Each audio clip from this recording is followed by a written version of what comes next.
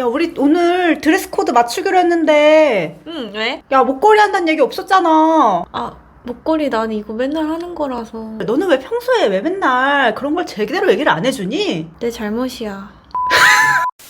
지금 한 발 연기는 역기능적인 의사소통을 보여드리고 싶어서 한번 해본 것이랍니다.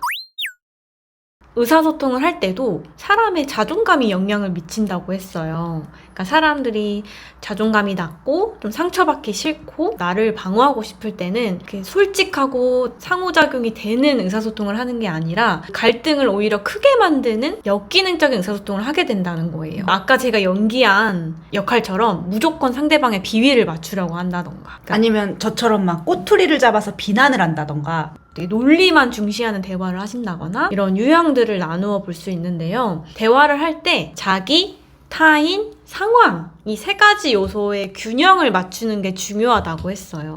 이 5가지 유형 중에 본인이 어떤 건지 생각해 보세요. 첫 번째는 회유형이에요. 회유형은 이 3가지 요소 중에 자기가 빠져있는 유형이에요. 내 생각이나 내 감정은 중요하지 않고 무조건 남한테 맞추려고 하는 거죠. 저자세네요. 무조건 내 잘못이야 라는 식의 대화를 하게 돼서 근본적인 문제 해결이 이루어지지는 않아요. 왜냐면 겉과 속이 다른 상태거든요. 그럼 회유형인 사람들이 많이 입에 달고 사는 말이 있을 것 같아요.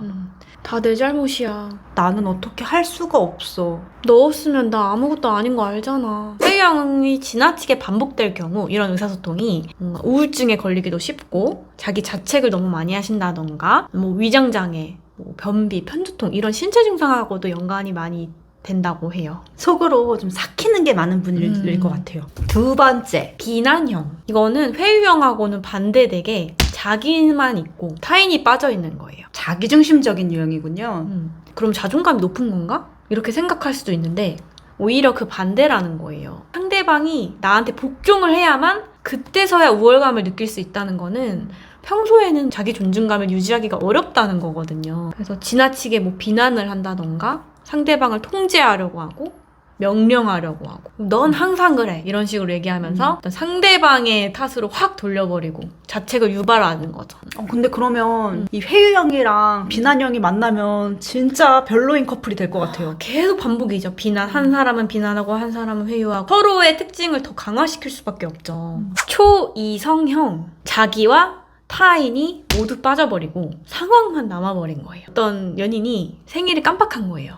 상대방의. 이 상황적으로 봤을 때는 연인이라면 상대방의 선물을 챙기는 게 중요하잖아요. 근데 이 사람은 막 너무 바쁘고 이 상대방의 어떤 감정이나 지금 현재 상태는 무시하고 너가 연인이라면 자고로 나한테 이렇게 해야 되는데 그러니까 이런 옳고 그름을 너무 중시하고 상황만 강조하다 보니까 나의 감정적인 얘기는 또 안 하고 그러니까 차라리 생일을 챙겨주지 않은 것 때문에 나도 솔직히 좀 삐졌고 좀 속상했어 라고 내 감정을 얘기해야 되는데 연인이라면 이래야 되는 거잖아 이렇게 얘기를 해버리면은 어떤 논리 중심의 대화로 가버려서 서로 상처가 남는 거죠. 자기 감정을 드러내는 걸 사실은 두려워하는 거예요. 아, 그래서 상황을 내세우는 거군요. 그 취약한 모습, 내가 외롭고 속상하고 나 삐졌고 라는 걸 드러내는 게 싫은 거예요. 그러니까 남들이 보면은 그런 뭔가 여린 마음을 가지고 있다는 걸 잘 모르고 좀 냉담해 보일 수도 있을 것 같아요. 상대방한테 의지 안 하고 내 자신한테만 의지하는 게 안전하다고 생각을 하는 거죠. 내가 상처받기 쉬운 존재라는 거를 인정을 하지를 못하기 때문에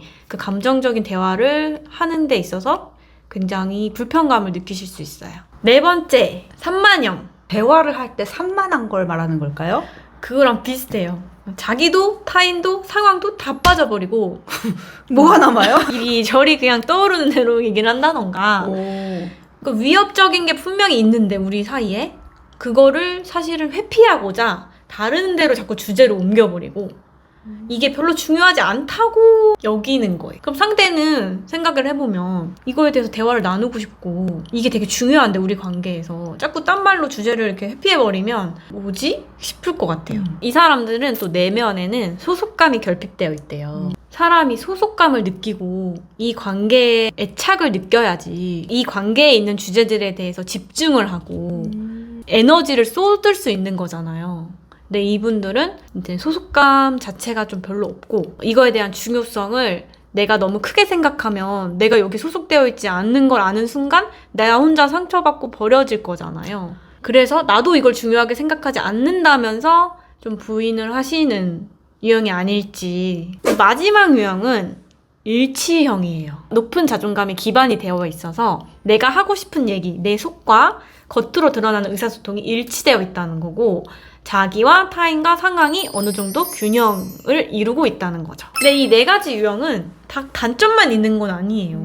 회유형은 남을 배려하는 성향이 크실 수 있고, 비난형은 자기 주장이 강하시고 전달력이 있을 수도 있고요. 초이성형은 지적인, 논리적인 사고 능력이 뛰어나실 수도 있어요. 그리고 산만형은 좀 유연하고 창의적이고 유머러스할 수 있다는 거죠. 약간 각 유형마다 좀 잘 맞을 것 같은 상황이 떠오르긴 해요. 회유형은 서비스직 하면 잘할 것 같고, 아, 고객님, 아, 그러시죠. 맞아요. 아, 제가 그걸 생각했으면 좋았을 텐데. 이렇게 딱 나올 것 같고, 비난형은 환불하러 갈 때 같이 가고 싶은 언니 같은 느낌일 것 같아요. 이거 이렇게 하면 안 되죠. 이러면서 딱딱딱 환불해 줄 것 같고, 초이성형? 일할 때 되게 좋을 것 같지 않아요? 일할 때. 동료로서? 산만형은 놀 때 재밌을 것 같지 않아요? 한 가지만 사용하시는 분들은 사실 없을 거예요. 근데 자기가 유난히 더 두드러지게 많이 사용하는 건 있을 거거든요. 그 나한테 빠져있던 다른 부분에 좀 초점을 맞춰주시는 게 필요하거든요. 밸런스를 위해서. 나만 생각했다고 하면은 상대방의 감정이나 상대방이 원하는 거나 상황적인 면들을 더 보셔야 될 것 같고,